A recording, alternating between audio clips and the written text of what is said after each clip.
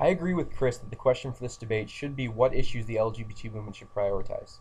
With that in mind, I find it ironic that all of his reasons why same-sex marriage should be prioritized revolve around the idea that a success in that area would still spill over and result in advancements in other areas of discrimination. He does not make an argument why marriage is intrinsically good, but rather says that it is only instrumentally useful in achieving other goals. If this is true, then the question you have to ask yourself is, why doesn't the LGBT movement simply focus on those goals in the first place? Chris has conceded all of my arguments why other areas of discrimination, like employment and bullying, are more pressing issues. Employment discrimination happens every day, and means that LGBT people have no way of maintaining their livelihood. They're forced to take drastic measures like sell their homes or go on welfare just to stay alive. Even if an LGBT couple couldn't marry, at least a world of employment non-discrimination would let them live a comfortable and relatively happy life. Likewise, LGBT children are bullied in schools every day.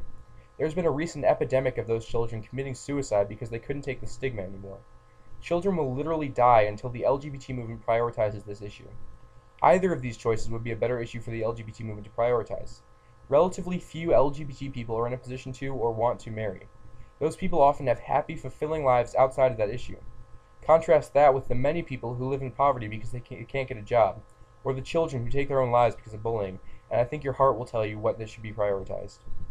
Now, Chris seems to believe that the achievement of same-sex marriage would give momentum to the movement, allowing it to end these forms of discrimination. There are several arguments that I believe respond to this.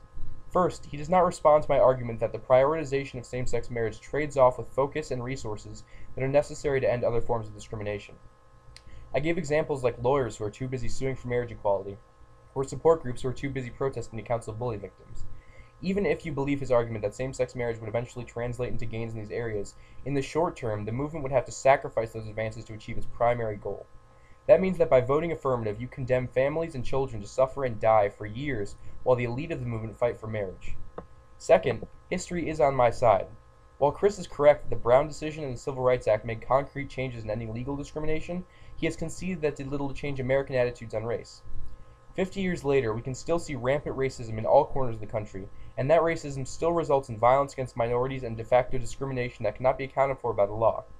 Similarly, the symbolic achievement of same-sex marriage may change some people's attitudes regarding LGBT people, but the cultural discrimination that we see now would be unlikely to change. Third, logic supports my argument. We both agree that there is a widespread and powerful opposition to LGBT rights. Chris believes that same-sex marriage would weaken that opposition. I think it is more logical to assume that same-sex marriage would anger those opposition groups, and they would be even more ferocious in fighting the advancement in LGBT rights in other areas. While Chris is correct that the LGBT movement may not back down from that opposition, it would make it more difficult for them to achieve their goals after same-sex marriage in light of that fierce opposition. If I prove that employment discrimination and bullying are more important issues than marriage, then this is an independent reason not to prioritize marriage. The next argument that Chris makes is that marriage would be a way of queering the status quo. First, he has conceded that this argument is ultimately a red herring. Even if he wins that same-sex marriage is desirable, that does not mean that the LGBT movement should prioritize it. I made what I believe to be the most important argument in this debate, and Chris has not responded to it. That argument is that same-sex marriage is ultimately achievable if the LGBT movement challenges discrimination on a day-to-day level first. By ending the notion that it is okay to bully LGBT children, or that it is okay not to hire someone because they are LGBT, the movement could challenge the entire notion that LGBT people are less than the rest of society. By doing it on an interpersonal level, it would be more effective, because it would undermine the entire basis for the opposition to LGBT rights, which would smoothly pave the way for same-sex marriage. Second, I highly doubt that same-sex marriage would do much to change marriage as an institution.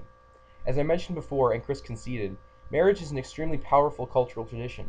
The inclusion of LGBT people into its structure would do little to change its hallmarks. He has failed to explain exactly how it will be different, and I believe that the basic tenets such as legal rights, ceremonies, and rings would remain. Marriage is simply too powerful to overcome. For those reasons, I ask that you negate.